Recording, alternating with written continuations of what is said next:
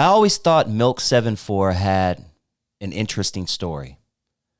A white kid adopted by a black family moves to a certain section of Los Angeles and joins one of the most respected, notorious street organizations in LA gang history. It caught my eye early on. I interviewed MILK74 back in 2019 before most of you knew who MILK74 was. Stick around because I'm going to play the interview in its entirety so you can hear MILK74 like you've never heard him before. I believe I saw his story on a prison channel show called Big Herc. I hit him up and asked him if he would come on my show, and he said yes. At that time, I had the bigger platform. He probably had 1,800 subscribers around this point. Now, as we all know, he's well over the hundreds of thousands. I got to know the real MILK74 during this interview. He discussed his early life as a PIMP when he went by the name Snow White, the P off the FIG. Yes, ladies and gentlemen, Milk used to employ women of the night. He also discusses what it was like for a dude like him rolling with a notorious black street gang. Don't go anywhere because you are about to hear stories from MILK74 that you've never heard before. The beginning of the Hoovers, from what I was told, it was like just a little group at first. Then it branched off into something else. Then it was Hoover Groovers around 69. It wasn't a Crip. It wasn't none of that yet. Eventually it turned Crip, and that was shortly lived. 90-something, I think around 96, it turned criminal. We one of the most hated areas in LA. Why did the Five Deuce Hoovers decide to stay Crip? Well, because they got allies that are Crips. Some of their closest friends is Crips. Some of their cousins is from 5-1 Troubles. Shout out to TF man. But the Seven Flows and the rest of the Hoovers, we beef with every Crip gang, period. So it's like, why be a Crip if you Crip killing? You understand what I'm saying? Yeah. And they just didn't want to.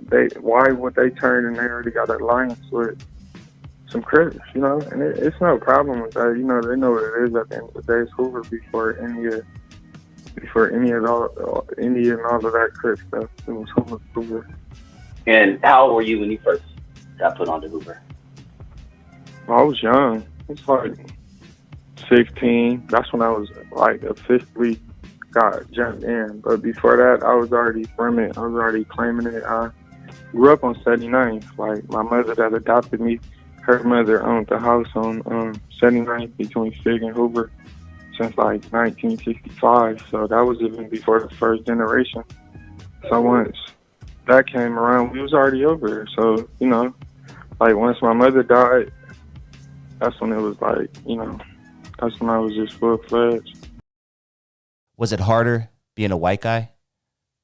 Yeah, to be honest with you, I sit here and lie and say, like, it wasn't a little harder. Yeah, of course, you the white person around there, whoop-wop. Some people don't give a they don't give a fuck who your people is or whatever.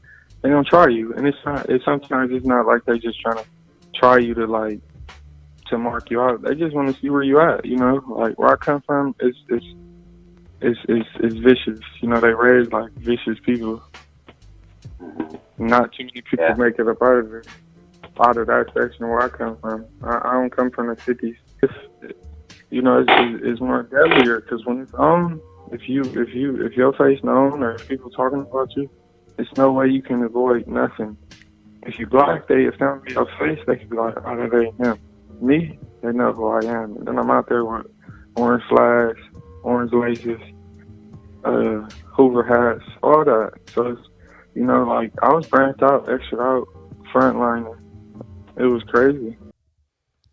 Have you ever been to prison? Nah, I never went to prison, and people think I never went to prison because I never did nothing. I just never got caught. Like I've been to I've been to the county jail a few times. Like, I've been in all type of bullshit there too. Like, that shit is crazy. Tell us what it was like for a white Hoover to walk in to LA County Jail. It's horrible, bro. Like, so boom, you go in there, you go through process, and then they segregate you. So when they say whites over here, blacks over here, whoop, bop, I jump up, I go with the blacks. Police is looking at me funny. The sheriff's like, you know what you're doing? You sure? And I'm like, yeah. So boom, you go in there, you got all eyes on you. You feel me? You got certain blacks that's your enemies. You don't know if all of them could be your enemies, you know. Then you got certain ones that's gonna push you. Then you got certain ones that's like, oh, we ain't really looking with him anyway or whatever. But then you gotta worry about, like, say I'm from Hoover. I go to the county jail, Hoover. I probably got 15 enemies that I gotta fight. And then on top of that, I gotta worry about the woods. Now the woods ain't really like a problem like that in the county. Not like that, but they're a problem. You know, they rushed me before and all that. All type of shit. So it's dangerous. And then in the county, people think the county is kind of more deadlier out here than prison, kind of, because out here it's no structure in the county jail. You know, you busting on the black, whoever, it don't matter. Like, it's dangerous. There's no structure. It's nothing. It's just full-fledged gangbanging, racial tension. You know, that's it. You said you get approached by the woods? Yeah, hell yeah. But they really can't say nothing. So you got the police really saying like, oh, you know what you're doing and shit like that. And I'm like, yeah, I know what I'm doing. Obviously, I just like walking these lines. I know what I'm doing. It's crazy because you got the police that try to set you up. You feel me? They know you really ain't told them you from Hoover, but they know what's up, and they'll put you somewhere. Like they'll put you somewhere where you ain't supposed to be. Scandalous as fuck. They don't put you where 6 Aryan brothers is at, and 6 people from neighborhood Crick, which is my like arch rivals. Yeah, they pick you in between a rock and a hard place, and they want you to like go out backwards. But then you just gotta go in there. Like, it's dangerous. You going to 6-man cells. I go in there. 6 of them people, 5 of them people probably could be all my enemies. I don't know that. I just gotta go in there and bang the set, and the first time in there, it was like my mind was everywhere. I don't know if I could trust them just because they black, because at the same time they're my enemies. But I ain't gonna lie, I hit Wayside, and it was like 6 or 7 woods. And when I went in there, they tried to walk up to me, and I'm like, nah, back. I turned my arm out like, nah. And I threw up Hoover, and they was like, huh? And then the black came up and shit, and it was like, nah, you good, bro? Don't trip. We just about to make these move out in case they try to get off. But like the people that I was around, they never got off. Like, and I ain't worried about them. Like, they could get off from them, get off right back. But yeah, it's dangerous. Cause in Wayside, they hitting people in the faces with hot water and baby oil. I want to take a quick minute to ask you to hit that like button if you have not already. Yes, that means you listening right now. Hit that like button if you're enjoying the content so far. It really helps out the channel. And if you want similar content like this, please hit that subscribe button and join DustyVisionTV. Now, back to our regularly scheduled program. You used to employ ladies of the night on Figueroa, correct? Yeah, hell yeah. I was Snow White the P off the FIG. That shit crazy. Yeah, one of my closest homeboys that got murdered right in front of me. He used to be on that shit. That's where I was learning that shit from. He used to be out there. I was Snow White the P off the FIG. It was like not long lived. It wasn't because I couldn't do it. I just started like realizing what was going on and what was everything like with that shit. I got nieces and shit, and I can't do it. I got stepdaughter, and that just ain't what it is. Then you gotta just think about it, like what it's really doing to them, and then you gotta think about if somebody do it to one of your people, how you gonna react. So I know how I'm gonna react, so I cut that I nipped that in the bud real quick. I don't go with gangbanging like that. Like when I grew up, it wasn't, shit changed now, but back then it wasn't like you was gangbanging and pimping. If you was gangbanging, he was not pimping. Now it's like they're doing both, and you can't do both because when you pimping, you f with other people from everywhere. So it's a lot of shit changed now. Tell us the story about how you ended up getting adopted as a kid. Well, I got adopted because my mother, the birth mother, I guess she was on drugs at the time, and she already had a couple of kids. So I guess when they got down to me, when she had me at the hospital, they just took her. They just took me from her, and I got adopted at 7 days old, and I didn't go to like a foster home. I was adopted and shit like that, and I never seen her until I was like 26. What was that like when you first met her?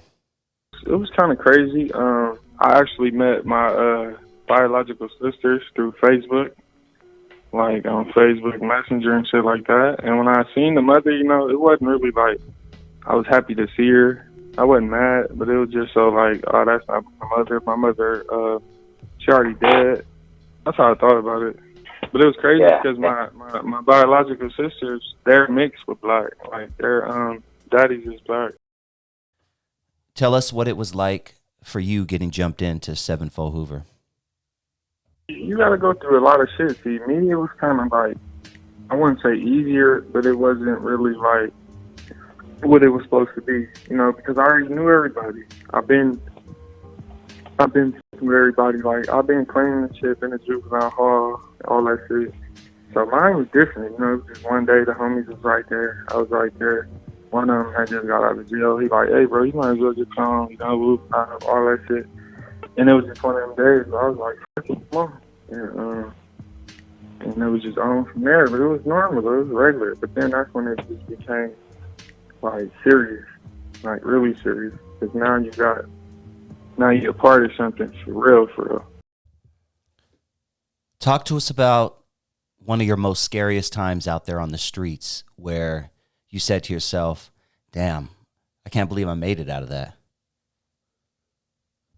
The time, it was June 26, 2014. It was like 4:40 p.m. and we was doing the regular routine, posting in front of the stove, smoking and shit.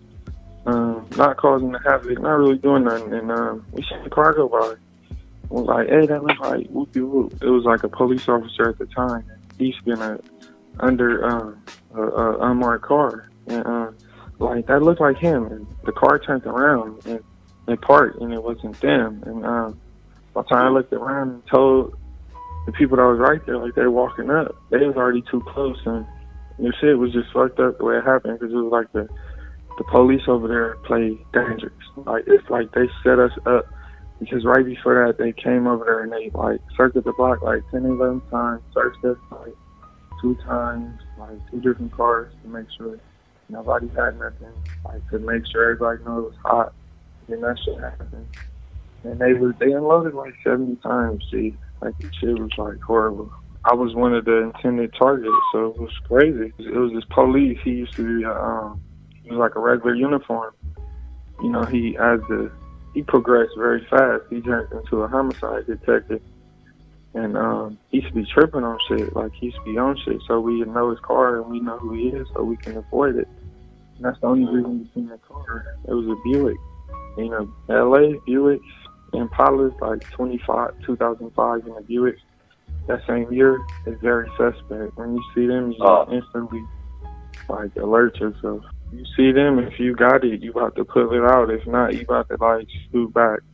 You're not even about to take the chance. It's crazy. He got hit one time, and died right there, like, in 5 minutes. It was like damn near a family member. I was with him before he went to prison. When he got out of prison, his uncle was married, not married, but, like, he was my sister, baby daddy. So we was real close, and I was with him the whole time he got out of prison, and then that shit happened. It, like, like, I don't know, just, like I've been shot at before, like, that shit was nothing. Like, I've seen people get, but when it's right there, and you were the intended target too, and you get away, and he tried to, like, follow you and get hit, it's crazy. One time to die, like, cough out blood and just die. Like, yeah, this shit is crazy. I'll still be tripping off the situation because you gotta think about right before that, like 30 days before that, I lost a homie, his baby mama, and a 6-month-old. She was pregnant in a car, so you know during that time it was like ready to get caught with it and without it. And that day, they pressed me to pick the thing up. You know, they was like, "Oh, we'll rob you, this, that." If they catch you, you going to the pen and shit. And I'm like that, you know, why? And they convinced me to pick it up, and that was the worst decision of my life. And that's what I keep thinking, like, damn, why? I just don't get it.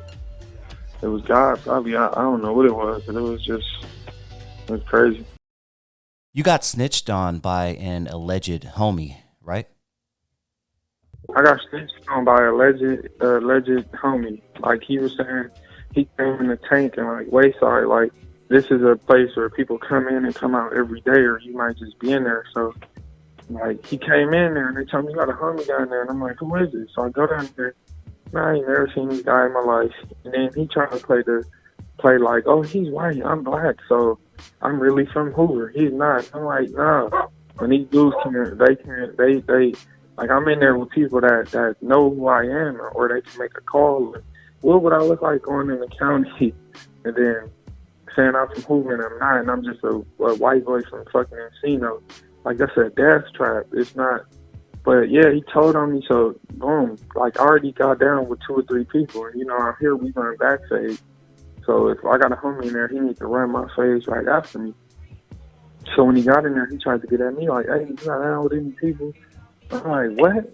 And the other dude, he told him like, "Yeah, you already fought. Who you gonna fight?" And I'm like, "Yeah, whatever you gonna fight." So they ended up lining some fights up before lunch.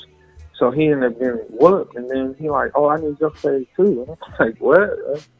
Bro, you just got like eat up." And I just stopped me from really getting like maxed out, like, and signed up fight him, and then we cool, boom, bam. I got his bag, like his food and shit. Cause like I'm gonna take it before one of them take it. You understand? Like, I'm not gonna let them take it. I'm gonna take it. But before count time, you know, they do like 3 counts. The first 2 counts is whatever, they just count in their bodies. The third count, they want to see your wristband and shit. So when they came in there to do that shit, and they got upstairs, bro, the sheriff walked by him. He kind of gave him a look. When he looked at him, and they looked at him, and they're like, "What?" And he shook his face. It was crazy. I was going to show you. He like shook his face, and then they looked at him like, "You okay?" And he like, "Nah." And they like got him out of there. And then like an hour or something later, we think it was cool. We in there about to go to sleep, whatever. And they come running that motherfucker. Grab 4 people. Me, the other 2 people he fought, and 1 more person. And they ended up walking us through a little corridor. And every time somebody got right there, it was positive. Positive. Then when it got to me, it was positive. And basically he told on us, but he never like really pressed charges or nothing like that. But yeah, he ratted on us, and I ain't never seen him, never heard of him. Come to find out, he was like, you know, one of the homies, like long lost cousins. Like, out here, you got that bad, like it'd be somebody's cousin, and they try to like bang that game, and it don't come out. It don't go out good, you know. Like, so I ain't got nothing to worry about. You know, I'm on YouTube, I'm on Instagram, I'm on all that shit. And if I was fraudulent, if I was fake, I ain't say I had no flaws, but I ain't got no flaws and none of that. But I'm saying somebody would have came at me from out here, bro. Like, these people, it's crazy, bro. It's crazy. And then, you know, like me, with the PTSD shit, like, coming from over there, you gotta worry about walking out the yard and getting smoked, or you gotta worry about 12 pulling you over 6, 7 times a day, harassing you, telling you they're gonna beat your ass. And when I move somewhere else, and like a little more, it costs a little bit more to live over here, it's different, because I see the police sometimes, and I still get nervous, like shaking, like I got something, like, and I be like, snap out of it, like, but it's crazy. You don't fuck with people, you don't really go nowhere no more, you don't trust nobody know where you live. Yeah, the shit is crazy. Yeah. Which makes your channel even more interesting, because you're putting your face out there. That go against everything that I grew up. It sounds like it, yeah. did, but you know, I was like, because why not us and everybody else doing it? You know, like you got all these other Crips that's running the. If any rapper from LA, they're there.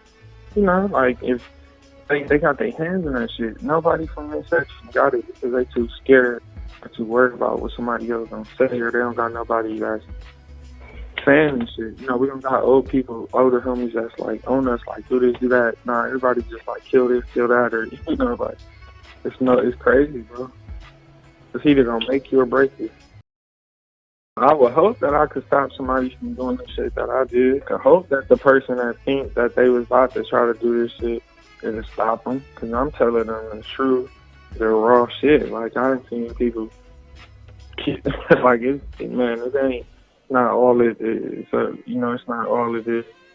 I mean, it's not as good as it looks, you know. That's the whole thing. I'm just trying to open people's eyes, because a lot of people be on YouTube and you would see them, but they from like Atlanta and shit or whatever, and they speaking on LA shit. They got a lot of these people fooled, and they saying they from like these gangs, and they just fooling people, and they not telling them the truth. Like, I'm just trying to keep it real, you know, around a little bit here and there, but you know, I'm getting really to the point, you know. I'm getting to the point. You know, you got to get your foot in the door somehow, but that's the whole thing, you know. That's the whole thing. It's not, you got to let them know, because you got a lot of people that really want to gang. And it's like, why? The why? Nobody, and then it's not like it was the generation before me. Like, they was, you know, they was hidden snitches, you know. They was looking out when you go to jail. It was more, it was cold. Now it's just like, oh, let's get high, you dress and go pimp and go to a party, like, so, you know, it's shit different. Well, there you have it, folks. My interview with MILK74 from 2019. To this day, I mess with this content. Is he still making content, though? I haven't seen him on YouTube as much as of late.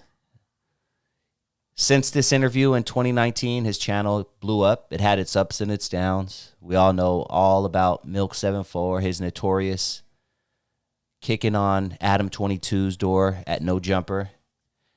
AD coming out with the blicky.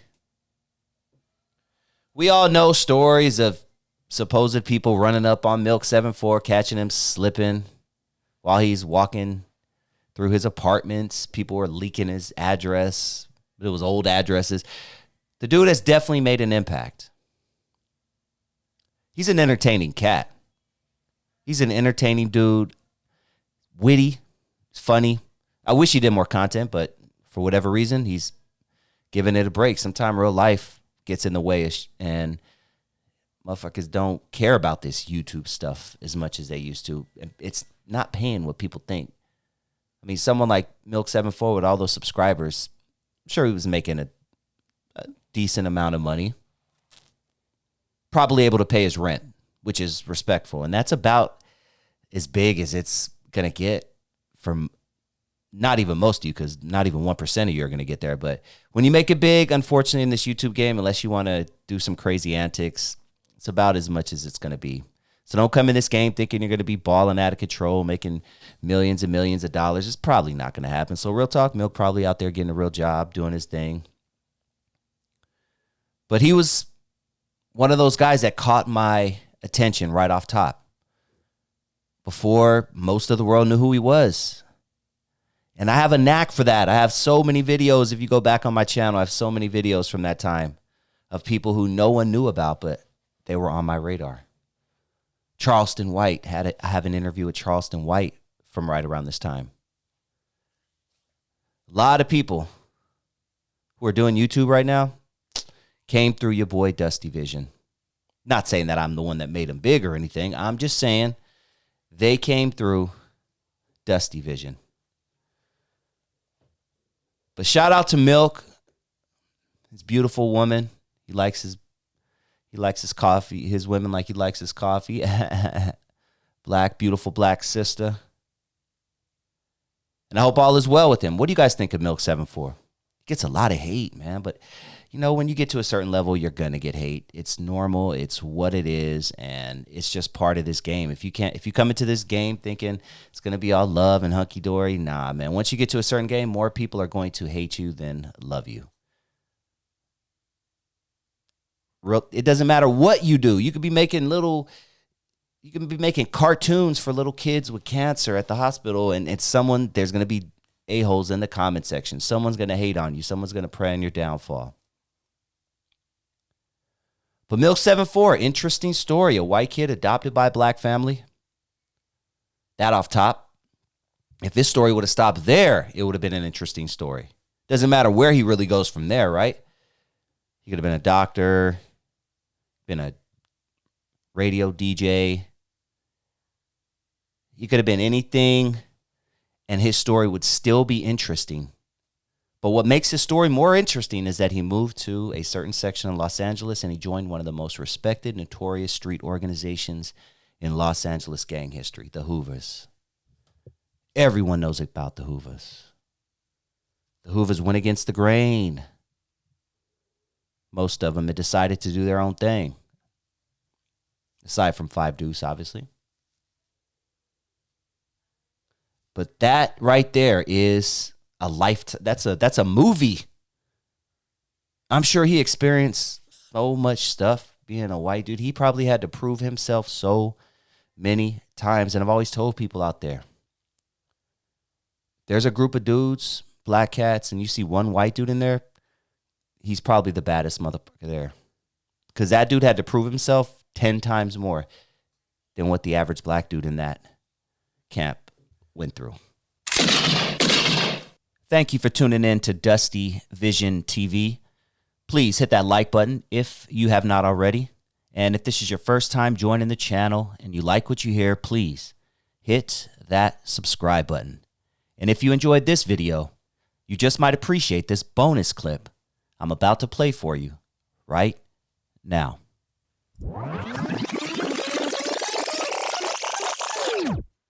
I don't normally watch full episodes of No Jumper. I usually just wait for one of these other YouTube reaction channels to clip up the best parts, then I watch that. Today I heard something that shocked a lot of people, but didn't shock me. Brick Baby admitted on live that he committed murder several times. Come on, bro. I got more than you got squabbles in the hood. Dead homies. Yeah, bro. Yeah. You got more skulls than you got squabbles in the set. On the hood. Before, I got more skulls than you got squabbles. That's on my phone, baby. Damn! Everyone on YouTube is like, oh my God, I can't believe he just admitted it. Someone live on YouTube. Meanwhile, we've been listening to gangster rappers for the past 30 years saying the same exact thing. Come on, bro. I got more than you got squabbles in the hood. Dead homies. Yeah, bro. Yeah. You got more skulls than you got squabbles in the set. On the hood. Before, I got more skulls than you got squabbles. That's on my phone, baby. Podcasting, YouTubing is the new gangster rap. Just like 1990s gangster rap, everyone on YouTube is the biggest, baddest gangsta alive. It almost reminds me of 1980s, 1990s WWF wrestling. And what you gonna do when Hulkamania and the largest arms in the world run wild on you? I'm not specifically speaking about Brick Baby because I know absolutely nothing about his gangster past. But most people on YouTube, like most gangster rappers, don't live the life they talk about on the mic. Come on, bro. I got more than you got squabbles in the hood, nigga. Dead homies. Yeah, bro. Yeah. You got more skulls than you got squabbles in the set. On the hood. Before, I got more skulls than you got squabbles. That's on my phone, baby. Did you guys see the video of Brick Baby admitting to the unthinkable live on No Jumper? True or not, I think it was a bonehead thing to say. Why someone would admit to a crime that has no statute of limitations? I don't know. Doesn't surprise me though. I've heard Brick Baby say he rides around with blickies. I ride around with the big blicks. All this dude is doing is giving police a reason to mess with him. I hate to say it, and I hope it doesn't come true, but if Brick Baby continues on this path, he'll be locked up in no time. We all saw what happened to C-Mac when he was at his height. Can Brick Baby's career afford to sit down for 5 years over a blicky charge? I don't think so. Look how fast people forgot about C-Mac. I'm gonna keep it 55 straight. That didn't take long, did it? YouTube will just build another C-Mac, which they already have. I mean, I'm not going to name any names, but there are several C-Macs on the internet right now of all shades and colors, just there for our amusement. What do you think? Was it smart for Brick Baby to go on an international platform like No Jumper and admit to bodying several people? Come on, bro. I got more than you got squabbles in the hood. Dead homies. Yeah. You got more skulls than you got squabbles in the set. On the hood. I got more skulls than you got squabbles. That's on my folk, baby. God forbid bro gets arrested for something similar.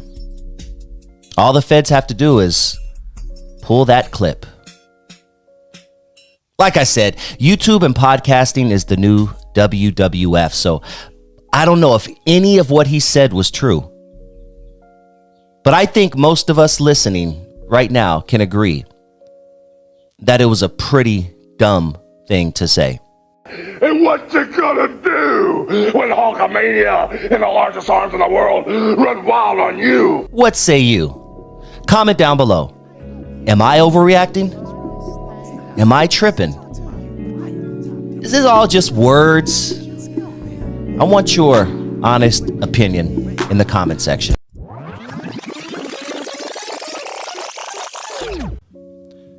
I was having a pretty deep conversation with one of my listeners in the comment section this past couple days about if Hispanics, Latinos should use the N-word, should say the N-word.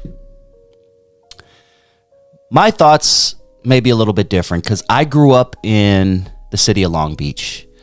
And when I was growing up, most of the races around me, not just black folks, used the N-word.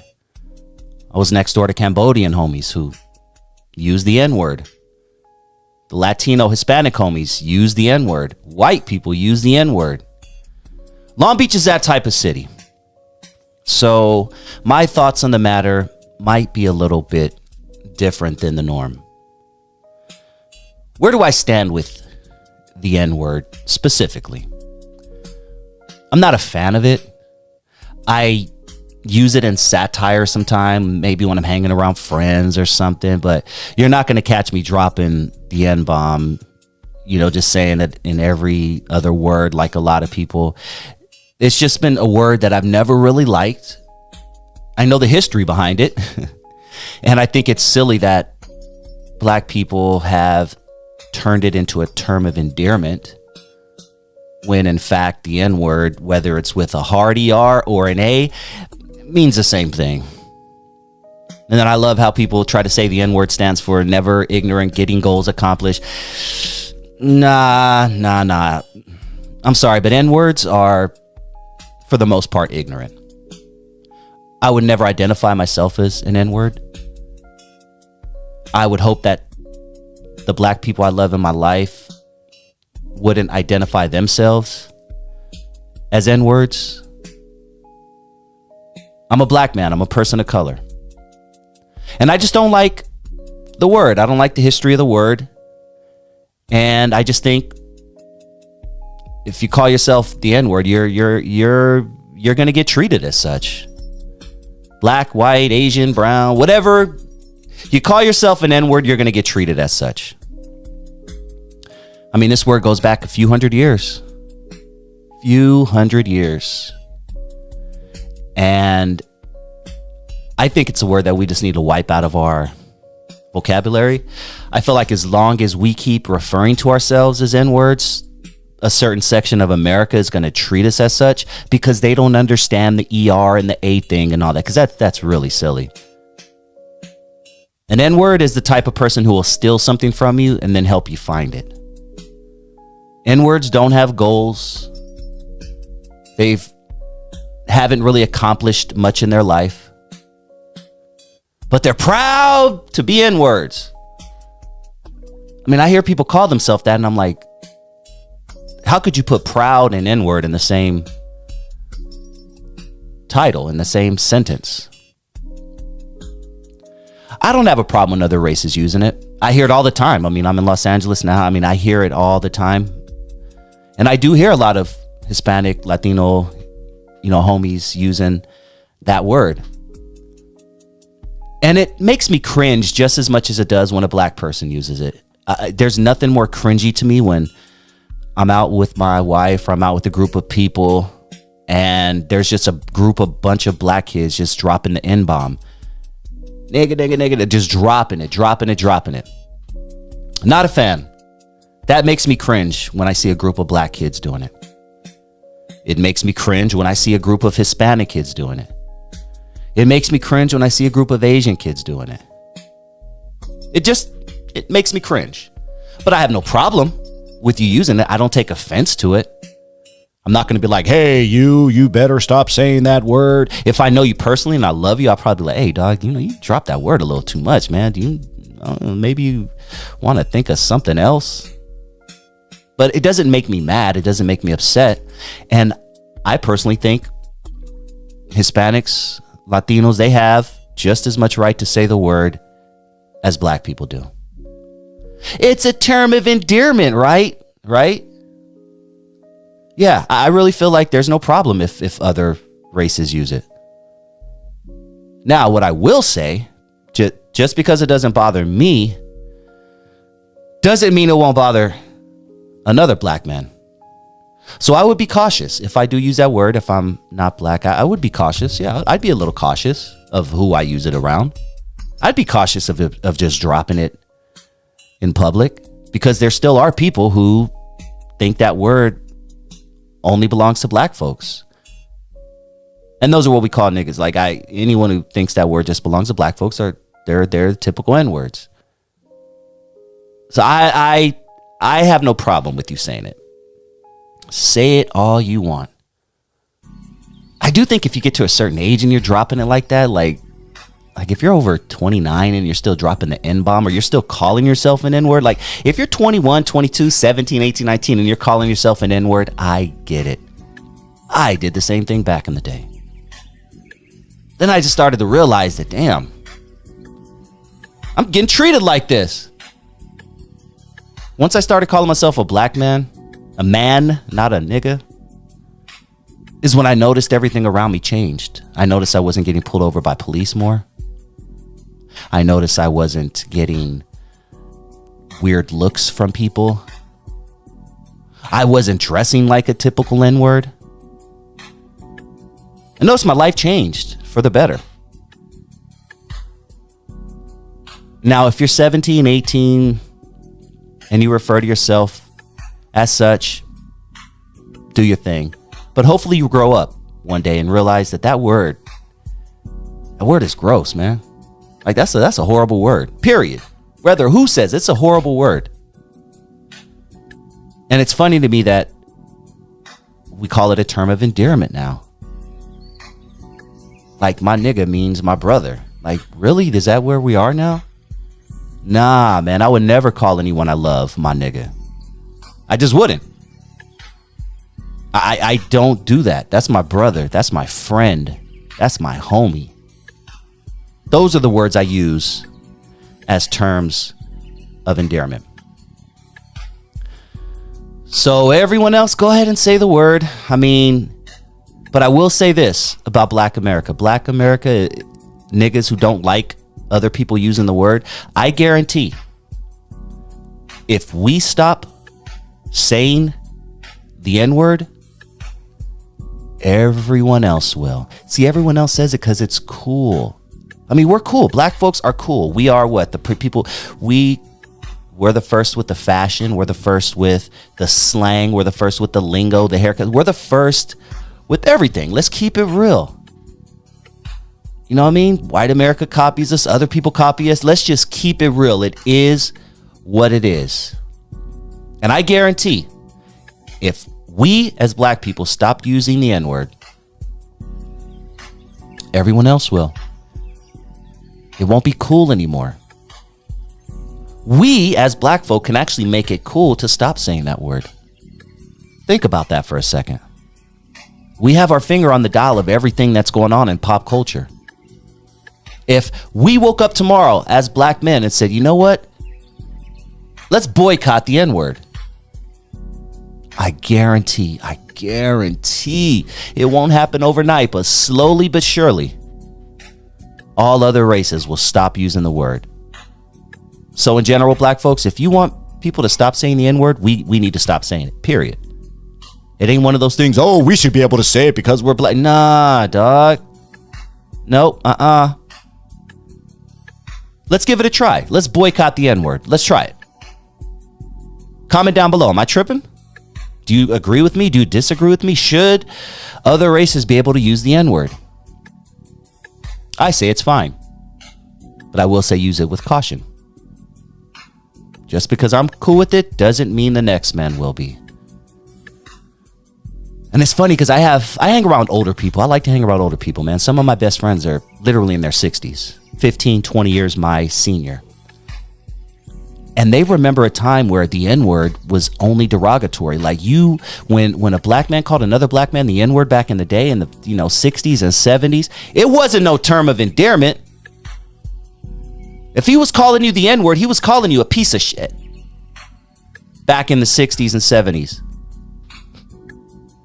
But NWA comes out with niggas with attitudes. And now it's cool. And it's a term of endearment. Nah, man. And that's why a lot of older folks don't like that word. Talk to people in their 50s, 5, 60. Black folks, they don't like that word, bro. They grew up a little bit different. I grew up in the era where, yes, NWA was cool. So my generation, I'm almost, let's go 46, 47, 48, up to 50. They kind of get it. But you talk to people 55, 60, 65, they think that word is horrible. They were called that word when they were a kid, and it wasn't a term of endearment. Back then, when a white dude called you the N-word in the 50s and 60s, oh, it wasn't no term of endearment, homie. It meant you better run or get out of town. So let's boycott that word. All right, I'm going to step off my soapbox. Let me just ask you guys to hit that like button. Please hit that like button. Smash it for your boy. I just need you to smash it just a little bit. It really helps out the algorithm. Please do. And if this is the first time joining the channel and you like what you hear, please hit that subscribe button. I encourage you to check out some of my interviews that I have on my channel. Some of my other topics. Just go down the rabbit hole. I have playlists. If you go to my playlist, I pretty much have everything separated out. I make it easy for you. So check out my my playlist of my past shows, and I do hope you come back. And if you are on Rumble, R-U-M-B-L-E, R-U-M-B-L-E, it's an app. If you are on the Rumble app, please subscribe to DustyVisionTV. That's all one word, DustyVisionTV on Rumble. Bronx drill music is probably one of the biggest genres, right now. Drill period is big, and it's no bigger in the Bronx, and you got these kids out there who are saying things, very disrespectful stuff, dissing this op, smoking that op, peeing on graves, and K this and K that, and just literally a lot of them, and some Bronx drill rappers are locked up right now. I can't think of the name off the top of my head, but just for literally saying what they did in their raps. I mean, I shot homeboy on such and such street and drove this red car to the, and well, I'm just saying, and a lot of it's talent. Let me go back to the other side, because these motherfuckers are talented. The beats are I appreciate the beats. I think lyrically they're A lot of them are up to par, even though they're saying a lot of BS. But in general, as somebody from the Bronx, an elder statesman from the Bronx who's been there from the beginning, what are your thoughts on today's culture and drill music, and specifically Bronx? Okay, so I'm kind of conflicted. I'm conflicted because I like the music. I'm not gonna lie. The beats are hard. Lyrics are good, right? I mean, as far as not the content maybe, but they're fucking flipping it. Yeah, like, I really feel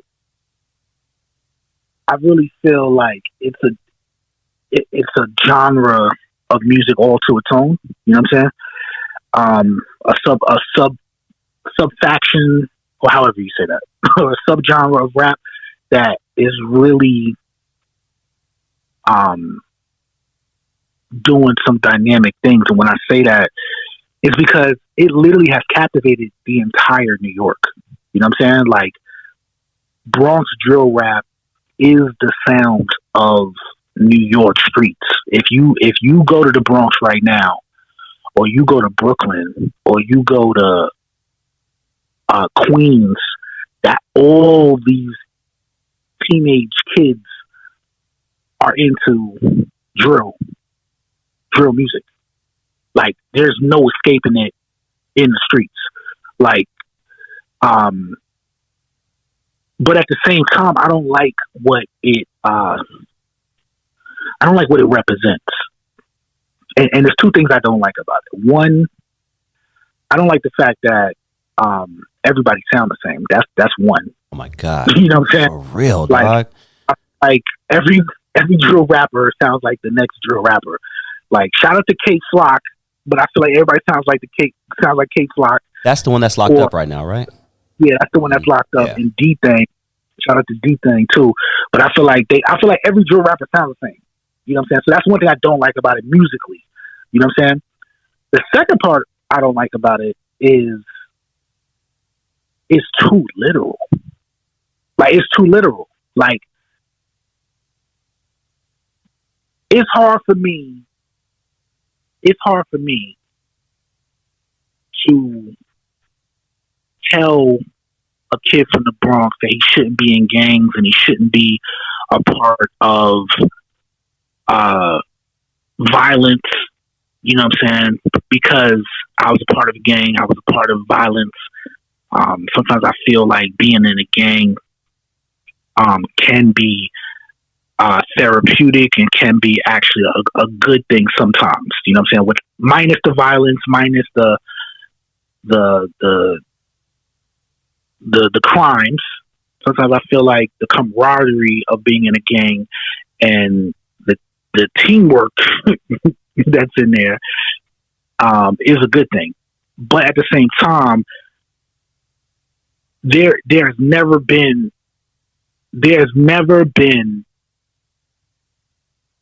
anyone in my life or any time in my life where I would openly admit to a crime that I actually did.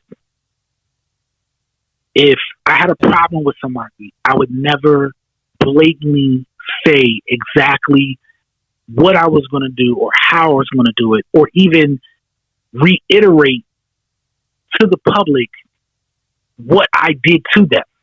You know what I'm saying? These self-incriminating lyrics are, to me, the most dangerous part of hip-hop in general, but it comes from that drill music. You know what I'm saying? Like, why can't the music just be about music? Like me personally, and this might sound weird to other people, but Ice Spice does drill music. Of course. That Munch song is a drill beat. I mean, that to me, that's a drill song. You know what I'm saying? But the thing about it is, it's not about killing her ops. You know what I'm saying? About a duty and pussy. A drill beat. Exactly. You know what I'm saying? The music can be about other things. Like, it doesn't have to be all about spinning the block, killing people. It doesn't have to be about killing a specific person. It doesn't have to be about specifically the street, the time, the day, the hour, the minute that you're going to go do something that can get you locked up. So I don't know why everybody has adopted doing that and saying those specific things. I think that is what really makes drill music horrible. You know what I'm saying? Even though I do like it, I do like the sound. Sonically, it sounds good. Musically, I like it, but from a lyrical perspective, it needs to change. The substance inside of it needs to change. You know what I'm saying? And I think Ice Spice is doing a good job of taking the style of drill music and turning it into real songs. I think these other drill rappers are too caught up in the beef between their neighborhoods that it makes it hard to really listen to. You know what I'm saying? Like, yeah, I would never want my kids listening to drill music. Like, I want my kid to be a rapper. I would love for my kids to be a rapper, but I would never want them to be a drill rapper. I don't want them talking about spinning the block and shooting up the block and killing people. Like, that's just not it. That's not okay. You know what I'm saying? And I know a lot of people try to say that drill music came from Chicago, but I ain't gonna lie. I feel like drill music came from Brooklyn, and one Brooklyn rapper in particular. Who that? You talking about? And you know, Bobby? Nobody. No, not even that. Before him, no one ever says this, but this is my personal opinion. Damn, let me think. Give me 20 seconds to think. Hold on, because this is what I love hip. All right, Brooklyn, not Jay-Z, definitely not Jay-Z. Shit, big, not big. Man, all right, give it to me, dog. I'm lost. Okay. Let's think about what drill music is, right? It's music. It's rap music that talks about drilling, right? Or catching a body. That's really what it is, right? Mm-hmm. There's one rapper. To me, he's the father of drill music because he was the only rapper I've ever heard. And he glorified. Not a Lil Fame. I'm trying to give you a hint. I'm trying to give glorified. You a hint. Ah, damn, dog. You glorified and recklessly speak about real bodies that he caught. You know who I think the father of drill rap is? Uncle Murder. Oh, okay.